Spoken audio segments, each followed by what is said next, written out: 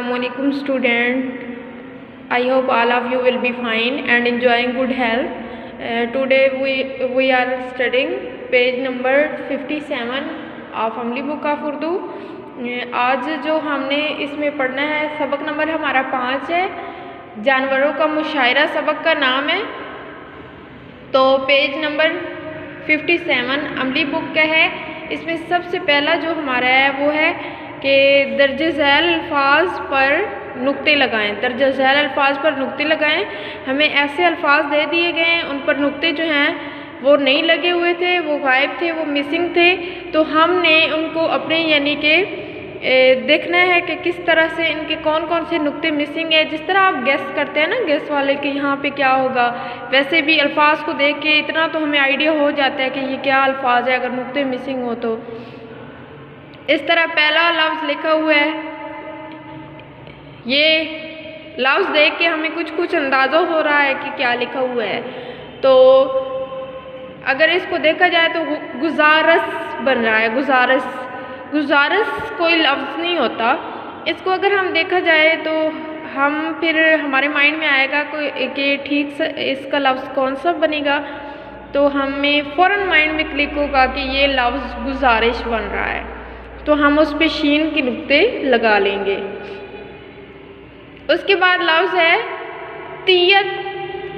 तियत लफ्ज़ लिखा हुआ है तो हम सोचेंगे कि तियत लफ्ज़ होता ही कोई नहीं है।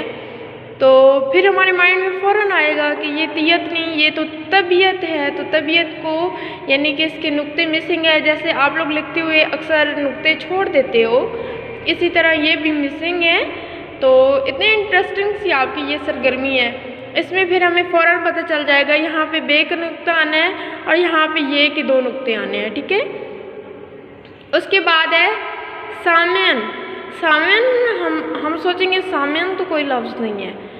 तो फिर फ़ौरन यानी कि माइंड में हमारे क्लिक होगा, नो ये सामियन नहीं है, ये सामीन है। तो फिर हम सामीन के जो ये के 2 नुक्ते हैं यहाँ पे मिसिंग हैं, वो यहाँ पे लगा देंगे। उसके बाद अगला हमारा है, ये है गर्जा, लेकिन अंदर एक खम सा आ रहा है। गर्जा होता तो चलो वो पूरा लफ्ज़ बन जाता, लेकिन ये खम किस चीज़ को शो कर रहा है कि यहाँ पे कुछ मिसिंग है। जब हम देखेंगे क्या मिसिंग है तो फिर फ़ौरन हमारा माइंड कहेगा कि यहाँ पे तो एक नुक्ता मिसिंग है। कौन सा नुक्ता मिसिंग है? जब नुक्ता इधर नून का मिसिंग हम लगाएंगे तो हमारे पास एक प्रॉपर लफ्ज़ बन जाएगा। वो लफ्ज़ है गरजना। उसके बाद हमारे पास लफ्ज़ है नज़ाका। आगे ये जो है यहाँ पे नुक्ते मिसिंग हैं तो फ़ौरन फिर हमारे माइंड में आएगा इस तरह का तो कोई लफ्ज़ नहीं होता। बे के ऊपर भी नीचे नुक्ते होते हैं, बे के नीचे 3 नुक्ते होते हैं। तो हम बे लगाएंगे तो नज़ाका वो कोई ऐसा नहीं बनेगा प्रॉपर लफ्ज़। फिर हम जैसे जैसे चेंज करेंगे तो हमारे पास हमें फ़ौरन क्लिक होगा कि यहाँ पे 2 नुक्ते आने हैं ते के। तो ये लफ्ज़ बन जाएगा नज़ाकत। क्या लफ्ज़ बनेगा? नज़ाकत। ते के 2 नुक्ते ऐड करेंगे। उसके बाद नेक्स्ट जो हमारा है ये पेज नंबर 57 का ही है, लेकिन हमारे पास लफ्ज़ ऐसे दिए गए हैं। लफ्ज़ हमें दिए जाते हैं लेकिन हमें अदा करने का नहीं पता होता। एराब का एक फ़ायदा ये होता है कि हमें पता चल जाता है कि इस लफ्ज़ को कैसे पढ़ना है, कैसी आवाज़ निकालनी है, ज़ेर की, ज़बर की, पेश की।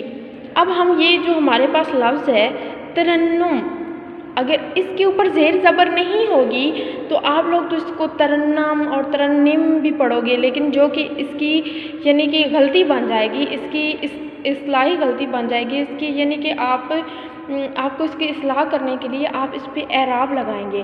ते के ऊपर हम ज़बर लगा देंगे और नून के ऊपर पेश ऐड करेंगे तो हमें पता चल जाएगा कि ये लफ्ज़ असल हमने इसको अदा कैसे करने हैं। ये लफ्ज़ है तरन्नुम। उसके बाद हमारे पास लफ्ज़ है राहबर।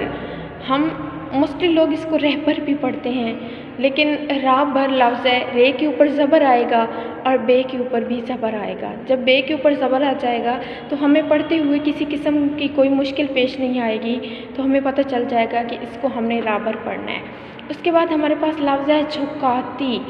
इसको हम झुकाता भी पढ़ सकते हैं, लेकिन हमें ये जो एराब दिए गए हैं इन एराब से हमें पता चलेगा कि ये लफ्ज़ जीम है कि बनी झे, झे के ऊपर हमारे पास पेश है, तो काफ के ऊपर ज़बर है, ते के नीचे छोटी जो है छोटी ये जो है इसके नीचे ज़ेर है, तो ये झुकाती है।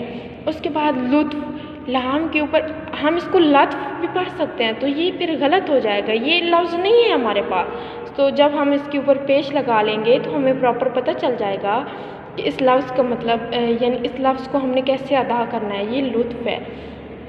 उसके बाद है कुकड़ू कुड़ू, इसको हम ककड़ू कुड़ू कुड़ू ऐसे कुछ भी पढ़ सकते हैं, बट ये जो एराब हैं ये हमें बिल्कुल सही तरीके से बोलने में हमारी मदद करेंगे। तो इसको हमें पता होगा कि कुकड़ू कू, हम इसको कैसे पढ़ेंगे, कुकड़ू कू। उसके बाद अगला हमारा है पेज नंबर 58 का क्वेश्चन है। इसमें हमने देखना है कि जानवरों की तस्वीरें बनी हुई हैं, तो उनमें से हमने देख के बताना है कि कौन सा जानवर है जो कहाँ रहता है। पहले नंबर पे हमारे पास मछली है, दूसरे नंबर पे तोता है, तीसरे नंबर पे बंदर है और चौथे नंबर पे स्टार फिश है। तो इसमें और पाँचवें नंबर पे शेर है, फिर चिड़िया है, फिर दरियाई घोड़ा है, उसके बाद ज़राफ़ा है और फिर मैना है। इसमें हमने देखना है कि कौन से जानवर जो हैं हमने अलग अलग करना है कि कौन सा जानवर कहाँ पे रहता है। कुछ ज़मीन पे रहते हैं, कुछ दरख्तों पे रहते हैं और कुछ जो है वो पानी के जानवर हैं जो पानी के अंदर रहते हैं। तो सबसे पहला जानवर हमारे पास मछली है। मछली कहाँ रहती है वो तो हम सबको पता है, मछली पानी में रहती है। तो इसको हम कौन से कॉलम में लिखेंगे, जो पानी के जानवर हैं उसमें हम ऐड कर देंगे। उसके बाद आगे हमारे पास है तोता। तोता हमें पता है दरख्तों में रहता है, पानी में भी नहीं रहता और ज़मीन पर वैसे भी नहीं रहता। तो हम तोते को किस में ऐड कर देंगे, दरख्तों के जो जानवर हैं उसमें ऐड कर देंगे।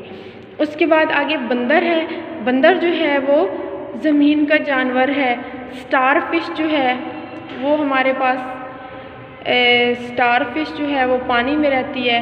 वैसे बंदर को अगर देखा जाए ना तो बंदर दरख्तों पे भी रहते हैं।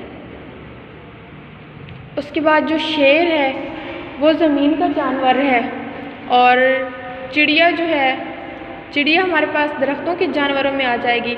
दरियाई घोड़ा जो है वो पानी का जानवर है और ज़राफ़ा जो है वो ज़मीन के जानवरों में आ जाएगा। मैना जो है वो भी दरख्तों के जानवरों में आ जाएगी। इस तरह हम इनको अलग अलग कॉलम में लिख लेंगे।